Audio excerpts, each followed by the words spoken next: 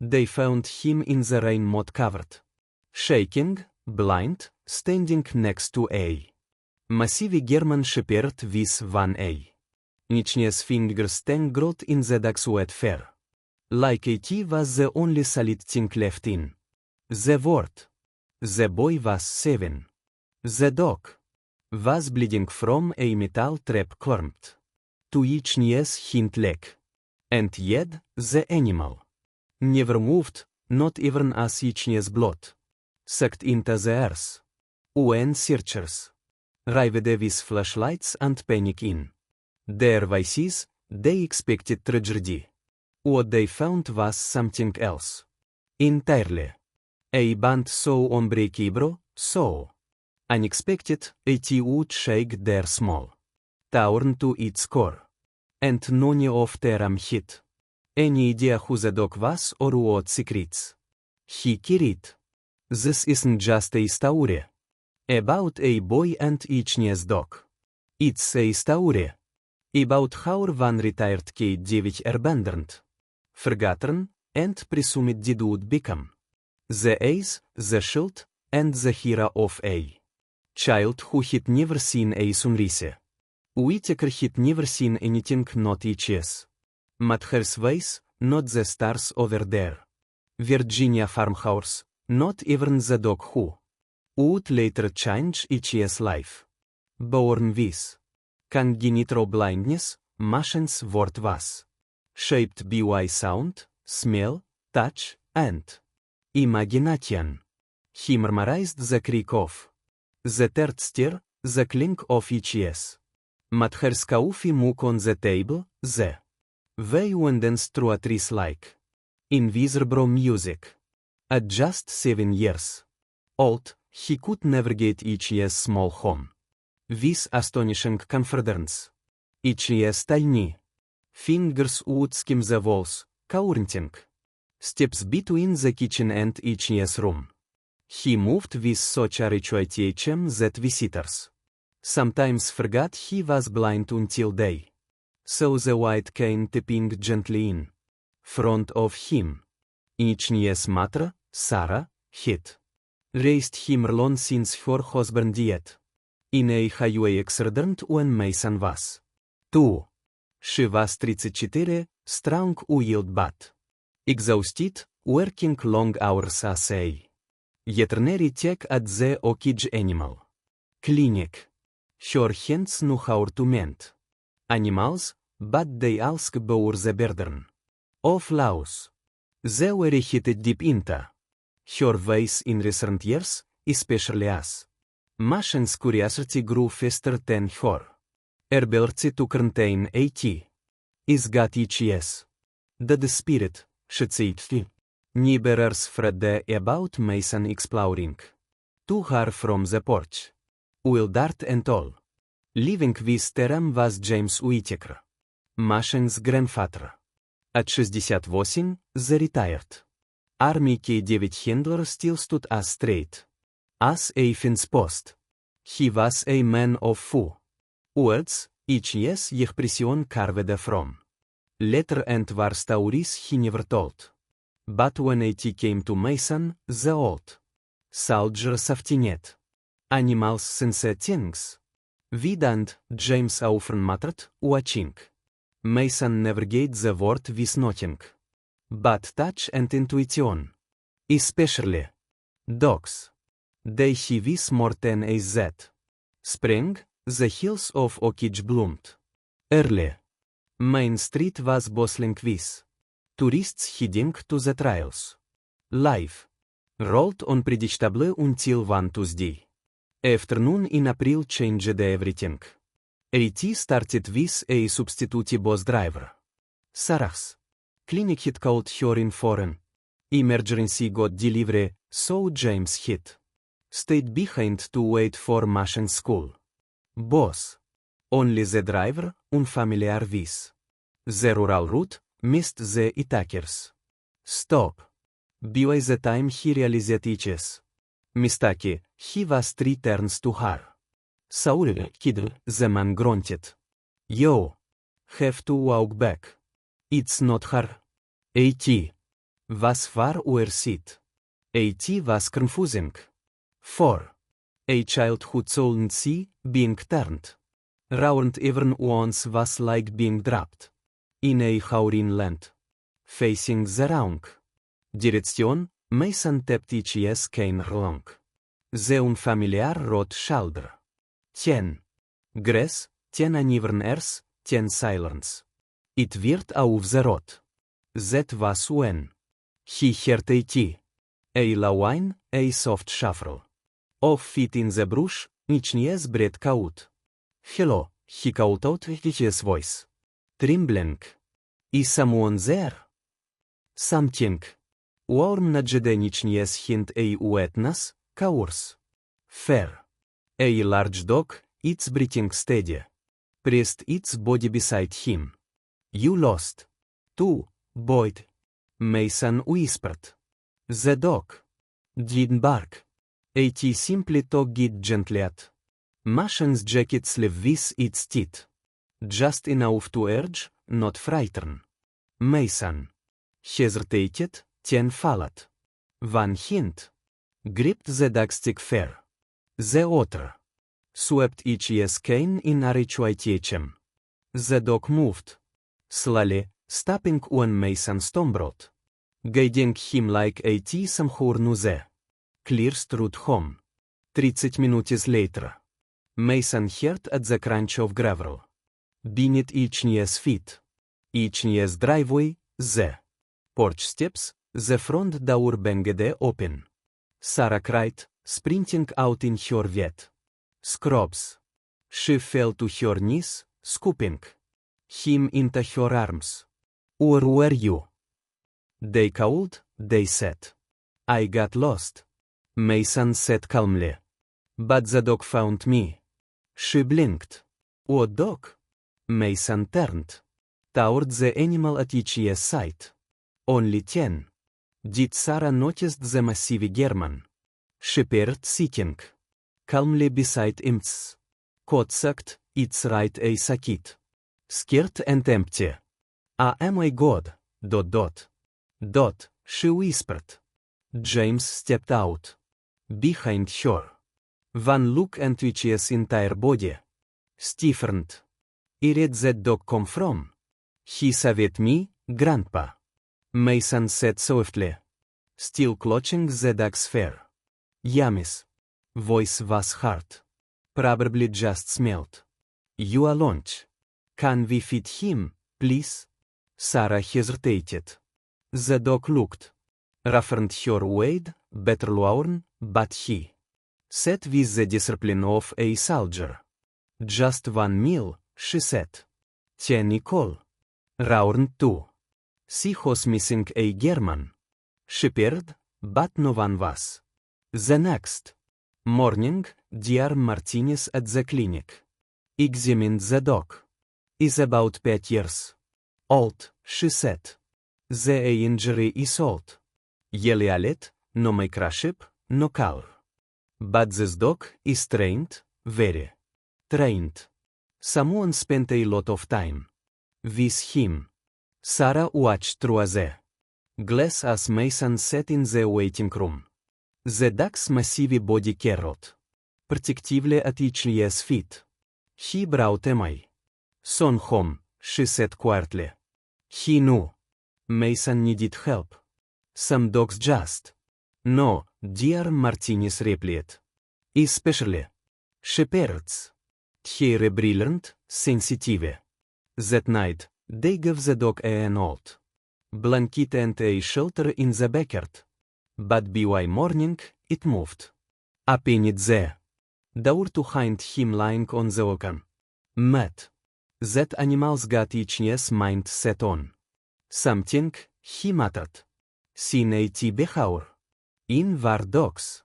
Once they picked the post, wild horses chant pull terem. Ruig. Mason named him Hunter because he harness for me when I'm lost. The name stuck. Even James, though he only ever called him the dog, started watching him closely. There was something in Hunter's posture. The way he scanned the road. The way he plötsliges body between mine. And anything unfamiliar. It wasn't instinct, it was training. And it wasn't just the wittakers who noticed. 3 days later, Greg Peterson's Lexuit, Shiny SUV, and a handshake nabrdit rastit showed up on their property. Peterson was the local developer trying to buy up half of Oakage to build luxury condos. Had the dog, he barked, pointing at Hunter, the street has been terrorizing my workers. Animal controls been looking for him. He hasn't terrorized any, Sarah said calmly, stepping in front of Mason. Is Ben Gentro, протестивит. Peterson не рот. Yes, I said the dog. Is dangerous. Look at that face. That's not a pet say. Liability. Hunter didn't growl. Didn't bark, but yes ears stood alert, yes. Single embarrass fixed on Peterson's every move. Mason, yes interesting on. The dog's head spoke up clearly. Yes. Name is Hunter, and is not a stray. Is mine. If the story has touched your heart, even just a little, don't forget to subscribe to Heroes for Animals. We bring you true emotional stories of animals who save lives, change destinies, and remind us what loyalty truly looks like. As Peterson left, James stepped closer to the dog and spoke to him for the first time. You stirred up trouble, didn't you? He muttered, a sneering question is what kind? But James had no idea just how deep the trouble went or how far back Hunter's story reached, because this wasn't just a lost dog and something or someone was watching. In the days that followed, Mason and Hunter became inseparable. The big unit German Shepherd seemed to shadow the boys every step right 3 ft behind beside or in front, adjusting each new piece instinctively to match Mason's architecture. When Mason dropped his pencil at the dinner table, Hunter would not say back into each new's hint. When the boy hesitated at a doorway, the dog nudged him gently forward. He didn't need commands. He just knew it was uncanny, butterful, and for some in Oakage, unsettling. Dogs like that don't just show, James muttered one morning over black coffee and eggs. Is no backyard stray. That animals been through something. I can see it in each new stance. You think is a former military dog? James didn't answer at first. He just stared out the kitchen window where Hunter sat motionless on the porch, each essay locked on the road. I don't know, but I've seen that look before. Overseas, that dog isn't guarding our house. ... Is guarding Mason. At school, thanks. He ain't as smooth. Mason's classmates didn't understand blindness, and even fear of terror understood the quiet, intimidating German Shepherd waiting for him at the bottom of the steps every afternoon. One boy, Trevor Wilson, made a point to pick on Mason during recess. He wasn't cruel in a loud, obvious way. It was subtler words just sharp enough to cut. Bet that freak dog beat someone's face off. He said one day, am I that says dogs with one are more dangerous.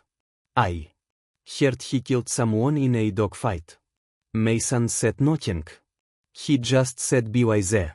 Fence, running each year's fingers across the braille pages of each year's book. He wasn't a fighter, but inside something began to harden. That afternoon, something happened that changed James' opinion forever. It was Thursday. Sarah had picked up an extra shift at the clinic. James had dusted off in his recliner with the ball game on while Mason sat outside on the porch steps reading Carlotte from Charlotte's Web. Hunter lay next to him, ears twitching now and then, each body relaxed but alert. Then came the screech of tires, a bit up red pickup. Tau round the curb hard to haste. The driver, teenage boy with each face glued to each phone, never saw Mason. The truck swerved, tires kicking up gravel, and yeared right onto the shoulder straight toward the front mailbox. Mason, hearing the engine, instinctively stood in a blur.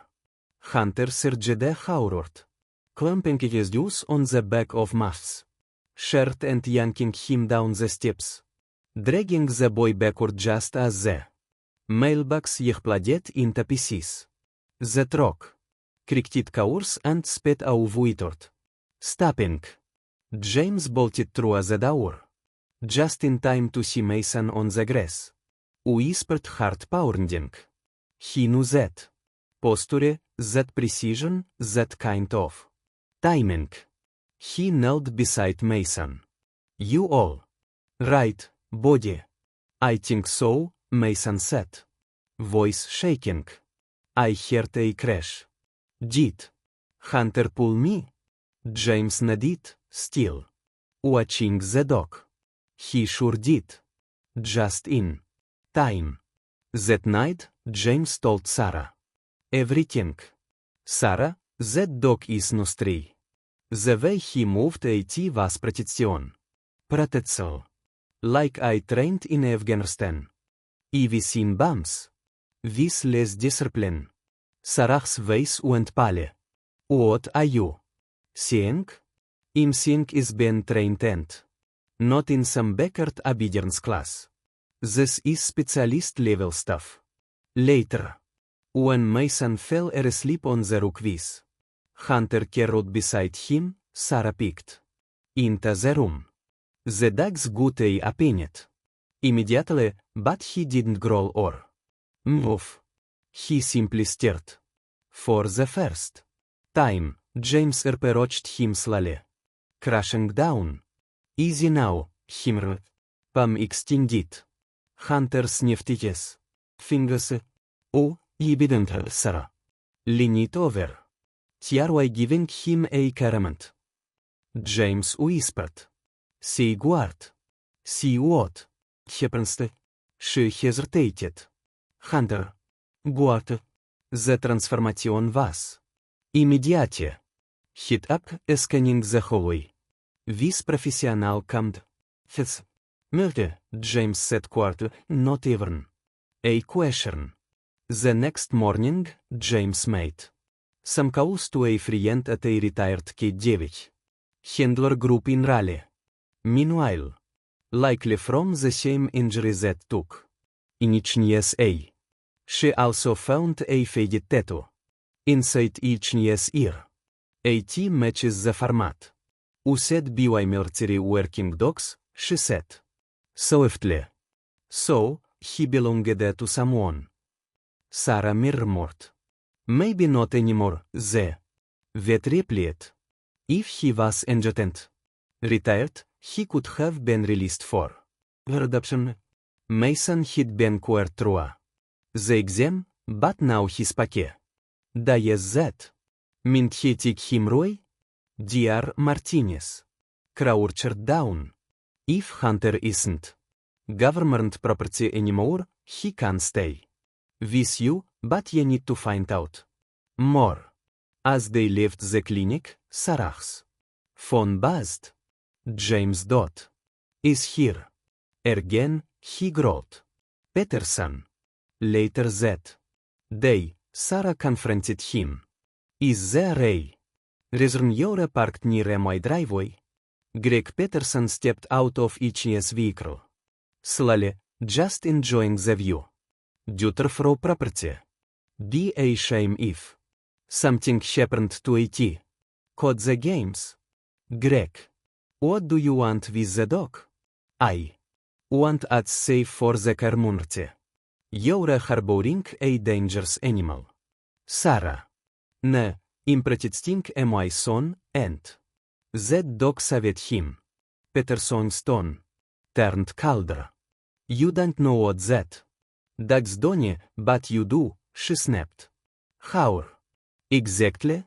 He opened each mouth, 10. Closed it. Without another word, he got back in each SUV and drove off. James joined her on the porch. That man's hiding something. No doubt, Sarah said. And it's got something to do with Hunter. The next day, James got a call back from each contact. There was a program, he said, called Sentinel, designed to train dogs for protection and emotional guidance for children with disabilities in dangerous regions. Like Mason, Sarah whispered. Only 12 dogs were ever in that unit. 3 were shepherds. All of them were reported dead after a fire at the training facility 2 years ago, but Hunter's life.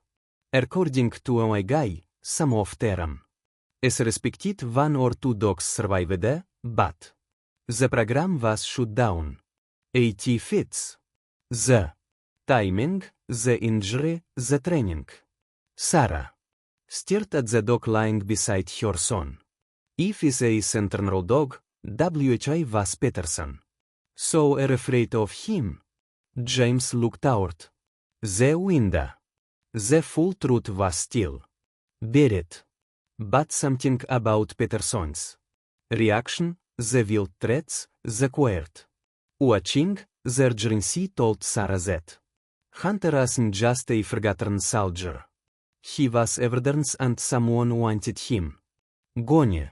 The truck incident and the microchip discovery. Hunter was allowed to sleep indoors for the first time.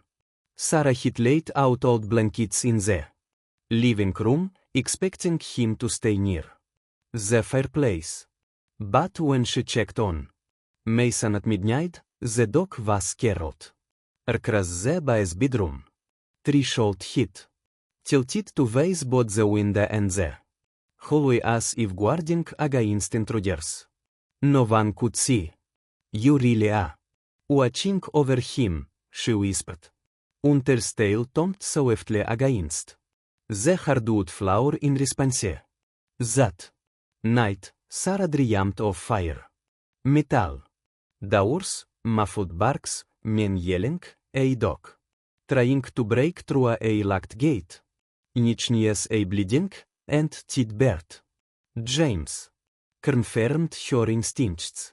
Eve is one of the sentinel dogs, 10 is Ben. Through a hill. Those animals were trained for combat zones, for protecting military families. But they were lost. Taught empathy, especially with kids who were vulnerable. Sarah's gaze fell to Mason and Hunter playing on the front porch. The boy left as he tossed a soft toy toward the edge of the steps. Hunter fetched a tea every time, careful not to bump Machine's cane. That explains the way he moves, she murmured like is not just guarding, but reading Machine's mood. Here exactly, James nodded. These dogs aren't just weapons, they were emotional lifelines. Problem is that kind of training, it's worth a fortune. That complication arrived on Monday. Officer Mickey Sullivan pulled into the Whitaker driveway with a clipboard in hand and a look of genuine regret on Whitney's face. Morning, Sarah, he said, adjusting Whitney's duty belt. Hey tu. Be the bearer of bad news. Let me guess. She replied, already bracing herself. Greg Peterson. Sullivan nodded. File 10. Official complaint about a dangerous animal on your property. We got orders to bring the dog in for evaluation. Sarah's jaw clenched. Mickey, that dog. Saved my son from a truck last week. Each yes. Climbs push me into a corner. What if I get the proper paperwork, licensing, vaccinations, behavioral assessment? Sullivan exhaled slowly. If you can get everything filed within 48 hours, and the vet signature, we might be able to put a hold on the seizure order. Get it done, she promised. But MWS. Peterson saw obsessed with this dog.